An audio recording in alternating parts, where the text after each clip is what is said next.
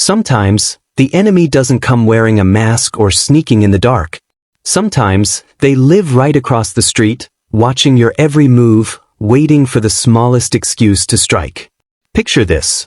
A woman who calls herself the enforcer of rules decides your children's basketballs are a violation, and with smug pride, she takes them as her trophies. Now your children look to you for justice. If someone tried to steal the laughter from your home, what would you do? I still remember the sharp crack of a bouncing ball echoing in the afternoon air, the sound of my children laughing as they passed it back and forth on the driveway. It was one of those rare golden days where time seemed to slow down. The sun was low, casting long shadows across the quiet suburban street. For a moment, life was simple, joyful, peaceful. And then, like a dark cloud passing over the sun, she appeared. Her name was Karen, at least that's what the entire neighborhood had started calling her. The kind of woman who treated our homeowners association like it was her personal empire. She was the self-proclaimed guardian of the neighborhood, obsessed with rules, grass height, mailbox paint, and even the color of seasonal decorations. And while her constant patrols annoyed everyone, I never thought she'd target something as innocent as my kids' basketball. It started subtly. I'd see her glaring out the window whenever the ball bounced too close to the curb. I'd hear her muttering about unsightly clutter when she walked by our driveway. But I brushed it off. Kids play. Kids laugh. That's what childhood is supposed to be. Until one day she crossed a line. It was late afternoon when I stepped inside for a glass of water. My kids were still outside, shooting hoops with their friends. Within minutes, I heard the sudden silence that only comes when something is very, very wrong. I rushed back out, and my heart sank. The basketballs were gone. Not just one, but all three of them. The hoops stood empty, swaying slightly in the breeze, while my children stood frozen, wide-eyed, like soldiers after a raid. They pointed across the street. And there she was, Karen, marching proudly, clutching the balls in her arms like trophies of war. I shouted after her, but she didn't even turn around. She walked straight into her yard, tossed the balls behind her fence, and disappeared inside her house. The kids looked at me, confused and heartbroken. My youngest had tears in his eyes. He couldn't understand why someone would take away the thing he loved most. And that was the moment something inside me snapped. At first, I tried to keep calm. I thought about walking over, knocking on her door, and demanding the balls back. But I also knew how Karen operated. Everything was about the rules. She twisted every guideline in the HOA handbook into her own weapon, wielding it against the neighborhood like a sword. She'd claim basketballs were hazards. She'd say the driveway was not an approved recreational space. She'd have a list of reasons why she was right and everyone else was wrong. Still, I couldn't stand there and do nothing. My kids were watching. Their laughter had been stolen right in front of them, and I wasn't about to let that be the lesson they learned, that bullies win. So, I marched toward her house. But even before I reached the fence, I heard the sound of her voice from inside, on the phone. Her words carried through the open window, sharp and smug. She wasn't just stealing basketballs. She was calling the HOA board, reporting us for violations. That's when I realized this wasn't just about basketballs. This was about control. Karen wanted power over us. She wanted to remind everyone that she was untouchable. But she was wrong. As I walked back to my house, I could feel my heartbeat pounding like a drum in my chest. The kids gathered around me, their eyes pleading. I promised them I'd fix it. I didn't know how yet, but I knew one thing. This was the start of a war. That night, I couldn't sleep. Every time I closed my eyes, I pictured her smug grin as she tossed those basketballs behind her fence. I thought about the way my children's laughter had died in their throats, replaced by confusion and sadness. And I thought about the neighborhood, the dozens of other families who had endured her petty reign of terror for years. Karen believed she could take whatever she wanted. She believed she could hide behind HOA rules forever. But deep down, I knew the truth. When you push good people too far, something inside them changes. They stop being afraid. And I wasn't afraid anymore. The next morning, I saw her again, standing on her porch like a queen surveying her kingdom. She had the audacity to wave at me, as though nothing had happened. That smugness lit a fire in my chest. I decided right then, if she wanted to play games, I'd give her a game she wouldn't forget. Because no one steals from my children. No one kills their laughter and walks away proud. This wasn't just about basketballs anymore. This was about principle. About family. About showing my kids that when someone tries to take your joy, you fight back, not with anger, but with something stronger.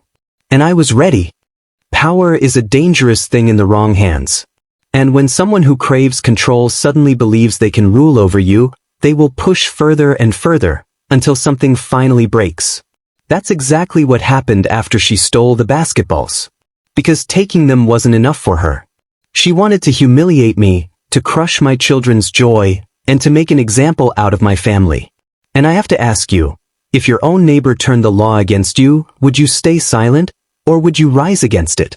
The morning after she stole the basketballs, I expected a storm. And sure enough, it came. A letter was taped to my door, bold, official, stamped with the HOA seal. My stomach twisted as I read it. According to the letter, we were in violation of neighborhood code for using the driveway as a recreational space. It wasn't just a warning. It was a fine. And the words at the bottom made my blood run cold. Asterisk, further violations may result in legal escalation. Karen hadn't just stolen the basketballs. She had taken the next step, turning the entire HOA board against me. I knew she was behind it.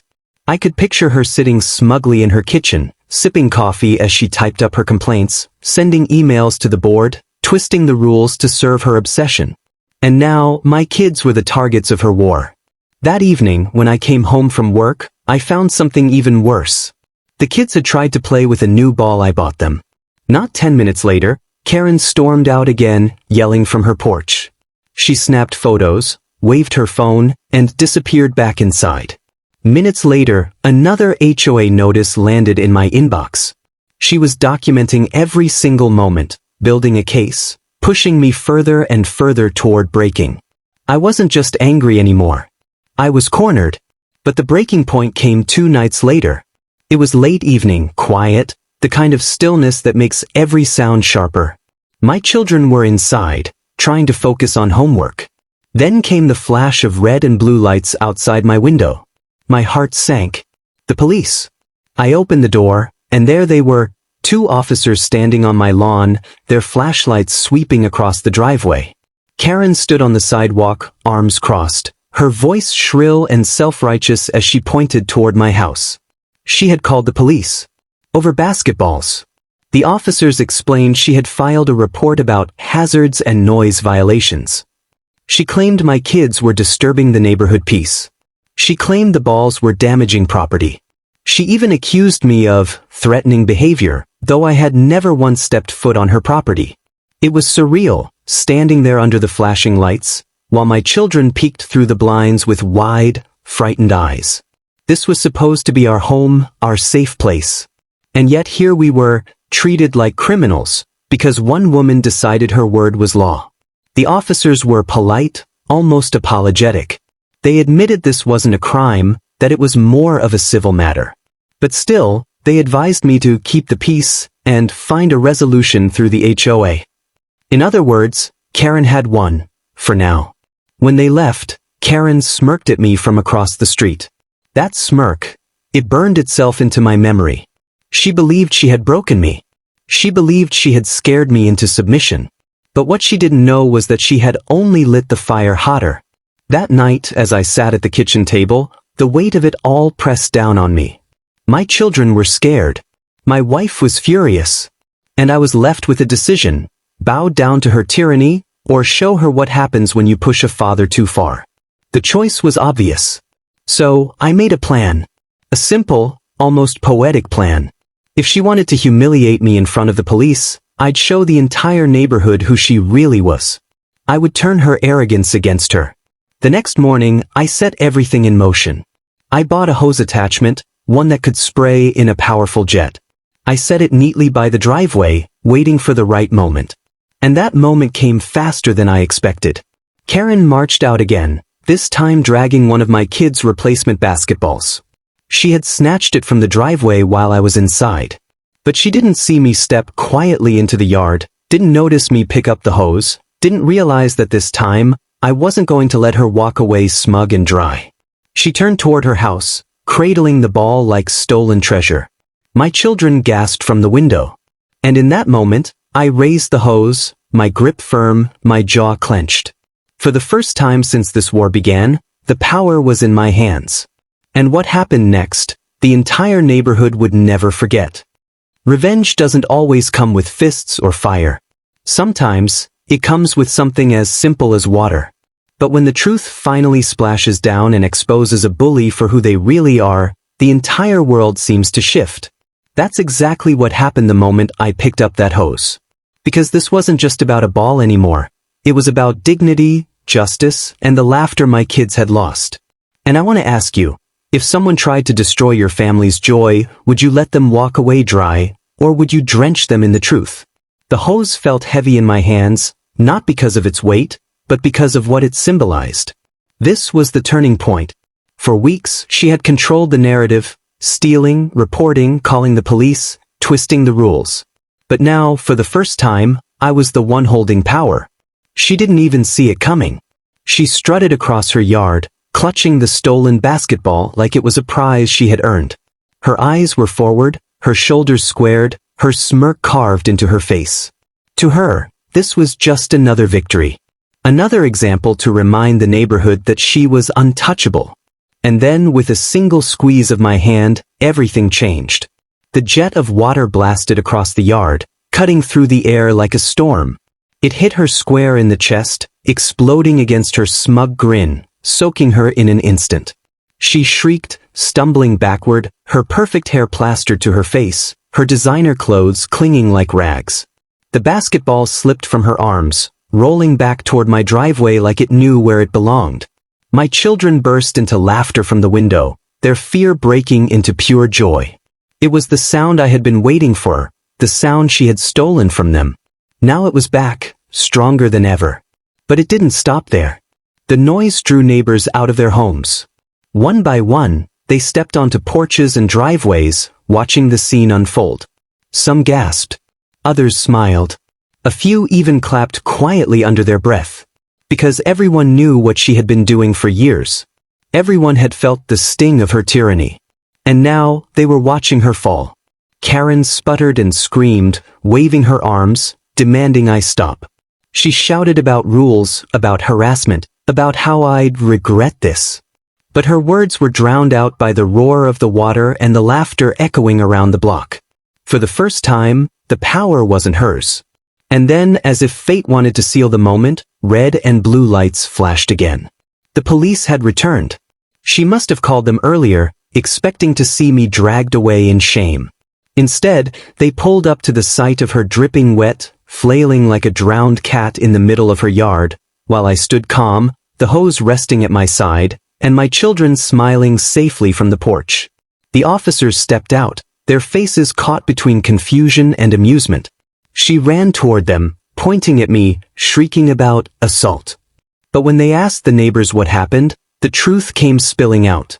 One after another, voices rose, not against me, but against her. They told stories of her harassment, her endless complaints, her bullying. They described how she had targeted families, stolen property, abused her power. For the first time, she wasn't in control of the narrative. For the first time, she was exposed. The officers warned her, sternly.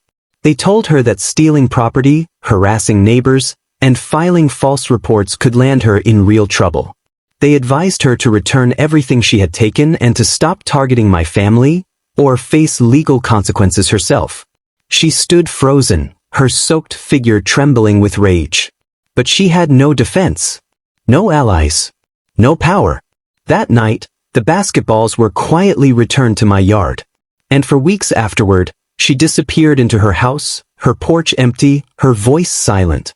The queen of the neighborhood had been dethroned, not with fists, not with violence, but with the truth, a hose, and the courage to stand up when no one else would. And as I sat on the porch with my kids, watching them dribble and laugh again, I realized something powerful. Sometimes, Standing up to a bully isn't just about protecting your family.